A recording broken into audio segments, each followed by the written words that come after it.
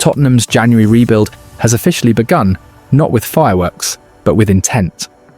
After weeks of pressure, uncertainty, and speculation surrounding Thomas Frank's future, Spurs have quietly confirmed their second signing of the transfer window.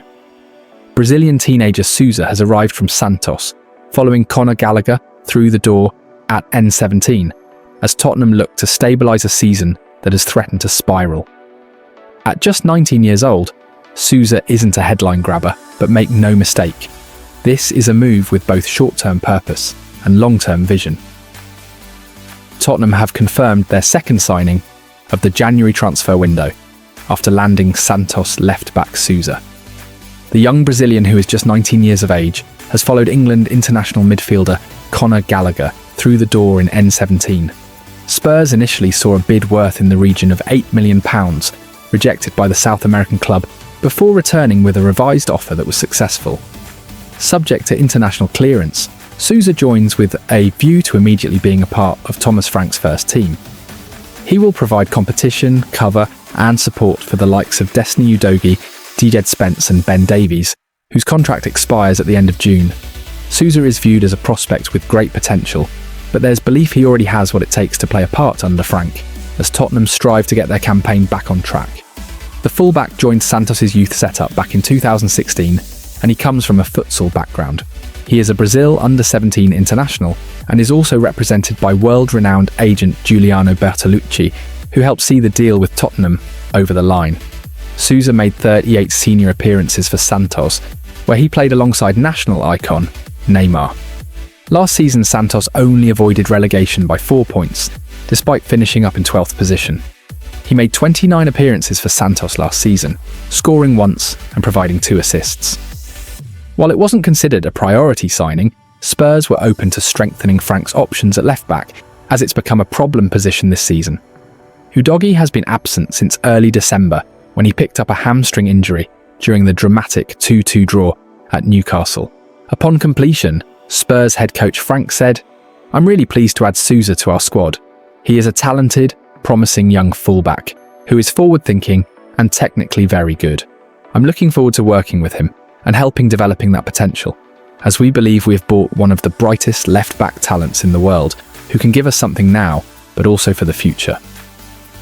Sousa said, "It's an incredible feeling to join a really big club in Spurs. I grew up watching the Premier League, so this is a childhood dream for me and I can't wait to get going. This is a big step in my development. The Premier League is very different to what I'm used to in Brazil, and so I'm really looking forward to this challenge and being part of the squad."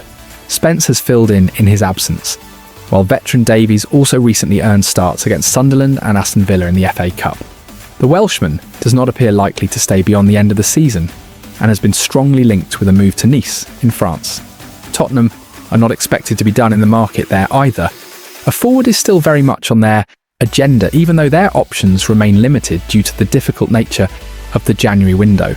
RB Leipzig do not want to sell Yan Diomande, while Manchester City's Savinho has been ruled out until February due to injury. Other targets such as Magnus Akliush will not come cheap, especially during mid-season. But Tottenham are continuing to work on improving Frank's squad, and funds are believed to be available. Sousa won't be expected to save Tottenham's season, and that's exactly the point. This is a calculated signing. Depth for a problem position, energy for a tired squad, and a long-term investment that fits Thomas Frank's preference for athletic, aggressive fullbacks. With Destiny Udogie injured, Ben Davies nearing the end of his Spurs chapter, and DJ Spence stretched across multiple roles, Sousa arrives with a clear pathway. More importantly, this deal signals that Tottenham are still backing their head coach, at least for now. Funds are available, work is ongoing, and a forward remains the priority before the window shuts. Whether Sousa becomes a future star or a reliable squad piece will take time. But his arrival confirms one thing: Spurs are no longer standing still. 2 glasses of red wine would have tasted especially good for Thomas Frank on Tuesday night.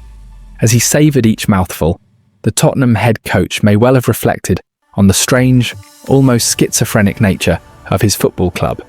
In the Premier League, the Spurs are marooned in 14th, mired in a run of form that has drained patience from the stands and confidence from the dressing room.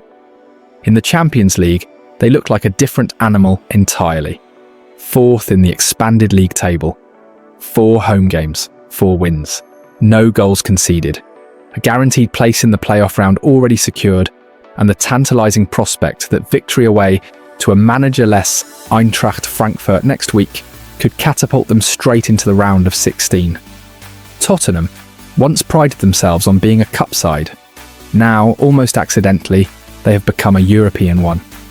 The 2-0 victory over Borussia Dortmund was their 24th consecutive unbeaten home match in continental competition. For all the protestations that last season's split personality would not repeat itself, the parallels are impossible to ignore. Domestic fragility, European authority. The difference for now is that Spurs still have something tangible to protect in Europe. And on this night, stripped to the bare bones with 13 players unavailable, they delivered when it mattered. Dortmund's task became significantly harder after half an hour when Daniel Svensson was sent off for a mistimed challenge on Wilson Odobert. Yet Tottenham had been the sharper, more aggressive side even before the red card. From the opening exchanges, Spurs played with energy and purpose. They pressed, they ran, they looked like a team fighting for their manager. The crowd felt it too. Inside the Tottenham Hotspur stadium, the atmosphere shifted from anxiety to belief. For one night, club and supporters were pulling in the same direction again.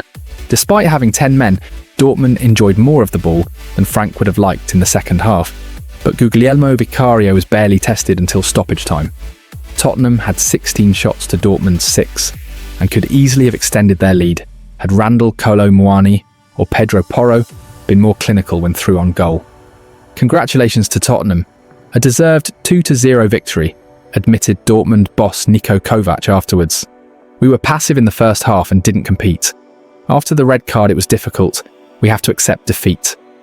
At the final whistle, there were cheers rather than boos. A small thing perhaps, but not insignificant given the mood around the club in recent months. Frank and his staff walked the pitch applauding supporters, knowing this time the appreciation was genuine.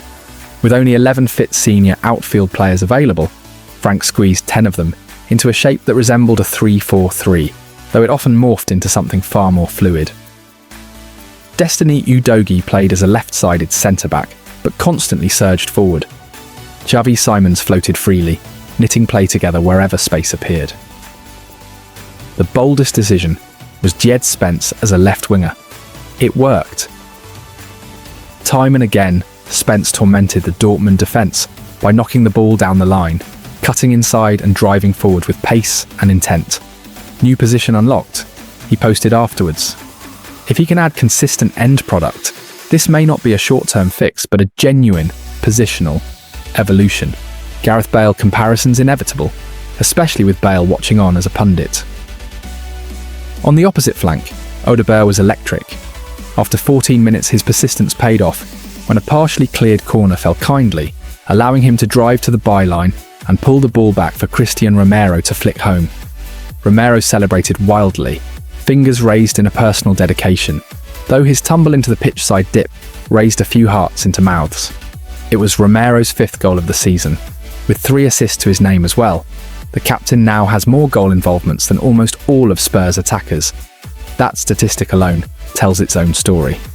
Odobert then won the red card and provided another assist, this time for Dominic Solanke, whose scruffy but determined finish was greeted with visible relief.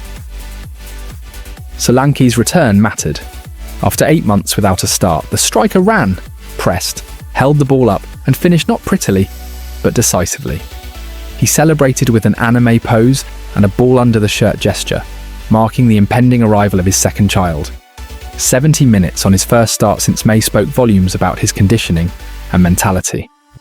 His inclusion, at the expense of Mathys Tel, justified Frank's tough call on the night, even if it may yet have wider consequences. Xavi Simons was the conductor. Playing through a swollen ankle, the 22-year-old was involved in almost everything positive Spurs did. He found pockets, carried the ball, and linked attacks with maturity beyond his years. This was a glimpse of what he could become when fully adapted to English football. I think they did very well, Frank said afterwards. Jed was exceptional, especially in the first half. Xavi produced a lot of good moments. Wilson was electric. The defining emotional moment arrived in the 62nd minute. when 17-year-old Junai Byfield stepped onto the pitch for his Champions League debut. Thrown into a must-win European tie, out of position at right-back, Byfield looked completely unfazed. A commanding header, a verbal exchange with Julian Ryerson that he didn't back down from, and calm, tidy defending throughout. "I was told to not be afraid of anyone," Byfield said. "So when he gave me some stick, I gave it back." He became the 902nd player to represent Tottenham, emerging to a roar that spoke to how much supporters crave homegrown hope. His performance was aided by Kevin Danso, superb again in place of the suspended Mickey van de Ven, who guided the teenager through every phase. "No, he didn't look out of place at all," Frank said. "To make your debut in the Champions League, in a game we had to win. Wow, his parents should be very proud." After the match, the entire squad signed Byfield's shirt. Romero's message, written between the number 67, summed up the mood. "Se viene lo mejor, a hora the best is yet to come." Up in the stands, key figures from the club's ownership watched on. Earlier in the week, Frank had held lunch with senior executives. An hour after full-time, media were informed he would be previewing the Burnley game as normal. It felt like a collective exhale. This may prove a turning point. It may equally prove nothing more than a stay of execution. The truth is simple. One night does not erase months of struggle. Frank knows it. "We need consistency," he said. "We're running very hard. That's a healthy sign. But we have to build on this." Saturday at Turf Moor, in the cold and drizzle, will offer a very different examination. Frankfurt away will test the squad again. Tottenham must also strengthen in the transfer market if this season is to be salvaged. But for one night at least, the noise faded. The players fought, the fans believed, and the head coach earned himself a moment of peace. 2 glasses of red. Well deserved. Now comes the hard part, turning one good European night into something lasting.